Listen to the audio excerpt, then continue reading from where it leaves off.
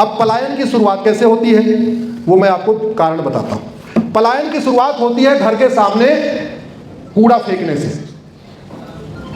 अब कूड़ा क्यों फेंकते हैं? क्योंकि अमेरिका में, सिंगापुर में, दुबई में, बाकी और देशों में, चीन में किसी के घर के कूड़ा फेंकने पे 3 से 7 साल की सजा होती है। भारत में दूसरों के घर के सामने कूड़ा फेंक दीजिए तो कुछ नहीं होता।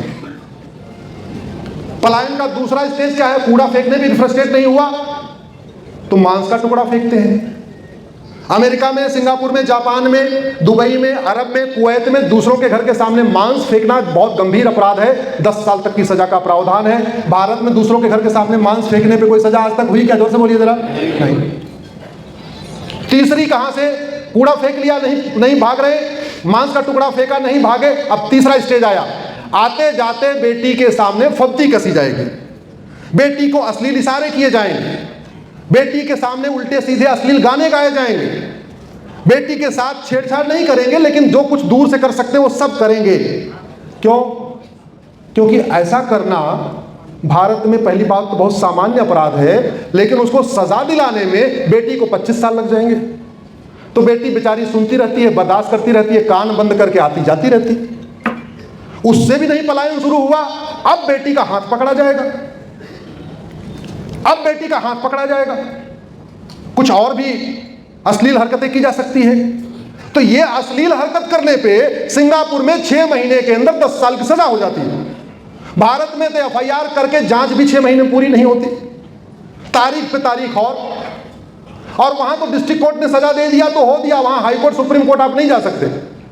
वहां हाई कोर्ट, सुप्रीम कोर्ट कब जाएंगे उसका एक पूरी गाइडलाइन है। यहां तो आपको सजा भी हो गई तो पहले 10-20 साल उसको हाई कोर्ट में, डिस्ट्रिक्ट कोर्ट में लड़ाओ, फिर हो गए तो उसको हाई कोर्ट ले जाओ, फिर ले जाओ तो उसको सुप्रीम कोर्ट ले जाओ। बेटी सोच रही होगी शादी का टाइम है, शादी करना है, माँ बाप सोच रहा होगा शादी करना, यार इसी में लड़ते रहेंगे तो बेटी की शादी कब करेंगे? तो यहां पे जो नियम कानून है, जो सिस्टम है, वो खौफ नहीं पैदा कर रहा है। आम आदमी इसलिए परेशान है, वो माँ बाप इसलिए। अब जब उसने देख लिया, कूड़ा डाला बर्दाश्त किया, मांस का टुकड़ा फेंका बर्दाश्त किया, अश्लील हरकतें किया बर्दाश्त किया, अब तो हाथ ही पकड़ लिया। अच्छा, हाथ भी पकड़ लिया, चलो पुलिस ने एफआईआर नहीं किया, बाकी नहीं किया। अब सागर में 90% हिंदू है, लेकिन बाकी के 90% सोच रहे हैं ये मामला तो शुक्रवारी और शनिचरी का है, हमारे मोहल्ले में थोड़ी हो रहा है, हमसे क्या लेना देना। शुक्रवारी वाला अपना निपटेगा, शनिचरी वाला अपना निपटेगा। एक बार बाकी वाले अगर एक बार पहुंच जाते हैं उसके दरवाजे पे तो भी कुछ खौफ पैदा हो जाता। 10, 20, 50, 100 लोग पहुंच जाते अगल बगल से।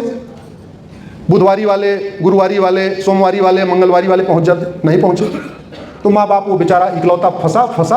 अब सोचे कि काम करो, इसको बेचो और चलो जरा थोड़ा शिफ्ट हो जाते। यही तो चाहते थे, यही तो उनको चाहिए था कि फ्री में जल्दी से 5 लाख वाला मकान 2 लाख में मिल जाए, काम अपना खत्म। तो भारत में ये जो पलायन हो रहा है, कौन जिम्मेदार है इसके लिए? क्या इसके लिए केवल समाज जिम्मेदार है? इसके लिए कानून भी जिम्मेदार है, इसके लिए व्यवस्था भी जिम्मेदार है, प्रशासनिक व्यवस्था भी जिम्मेदार है, न्यायिक व्यवस्था जिम्मेदार है, एविडेंस सिस्टम जिम्मेदार है। ये जो पलायन हो रहा है ये बहुत ही प्लान्ड वे में पूरे देश में किया जा रहा है, बड़े प्लान्ड वे में हो रहा है। और उसका मेन कारण वही मैंने बताया कि कानून का खौफ नहीं है। व्यक्ति तभी ठीक होता है जब शिक्षा में संस्कार हो और कानून का खौफ। माँ के पेट में सब भ्रूण होते हैं, 6 महीने तक सब भ्रूण होते हैं, वो हिंदू हो, गैर हिंदू हो, ब्राह्मण हो, क्षत्रिय हो, वैश्य हो, दलित हो, सब भ्रूण ही होते हैं। वो पैदा होने के बाद ही जो जिसके घर में गया उसके अंदर वो संस्कार आया। तो अगर हमें ठीक करना है तो संस्कार कैसे आता है? शिक्षा से। और आदमी ठीक कैसे रहता है? शिक्षा में संस्कार हो, कानून का खौफ हो।